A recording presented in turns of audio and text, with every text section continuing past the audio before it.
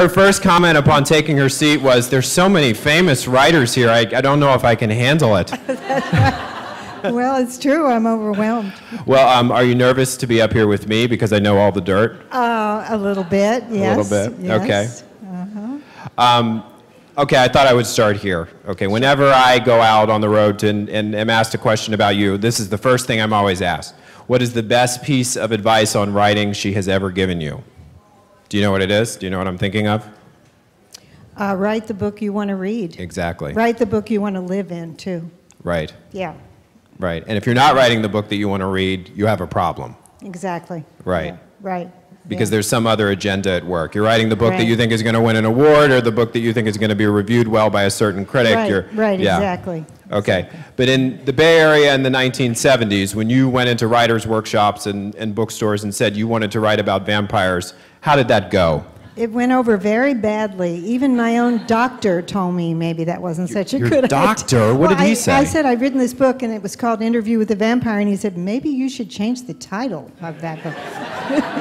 It was a GP, just an examination, and he volunteered that. Did he have a suggestion for a title change? No, What my doctor thinks? I think at that time, I think at that time vampires were just a late show subject, and the whole idea of a book named Interview with the Vampire was a bit ridiculous. I entered the manuscript in the Joseph Henry Jackson Award competition, and the reader threw it out without giving it to the judges.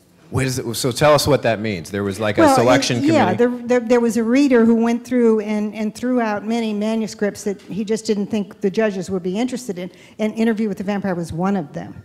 One of the judges told me this later because he asked to see the manuscript specifically, and the reader had already thrown it out. He had to go get it and bring it back. Wow. But I mean, that's how negative the atmosphere was for anything about vampires. I mean, who would have predicted what we now have in America? I mean, it's a genre. You did. Well, I didn't know I was making a market prediction. I just knew I was writing what I wanted to write, the book I wanted to read. Right. Yeah. And that book was what? It was you wanted to go into the head of the vampire. You wanted to know what the vampire thought. Right. Exactly. And I now, when I look back on that period, I can see that there was a shift in America at that time. People wanted the backstory of heroes and villains that had never before been revealed. And The Godfather, for example, did really the same thing. I mean, it came out and gave you the backstory of mafiosi that had just been heavy villains in movies before. Mm-hmm. And suddenly you're hearing all about their family values and their ideas and their love for one another and things like this.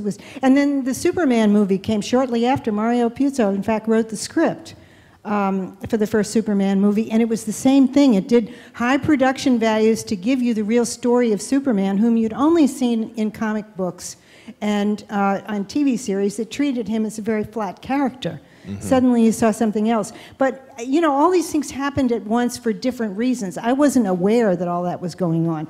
I just knew I wanted to get into the vampire and tell things from his point of view, that there was this tragic potential to this figure.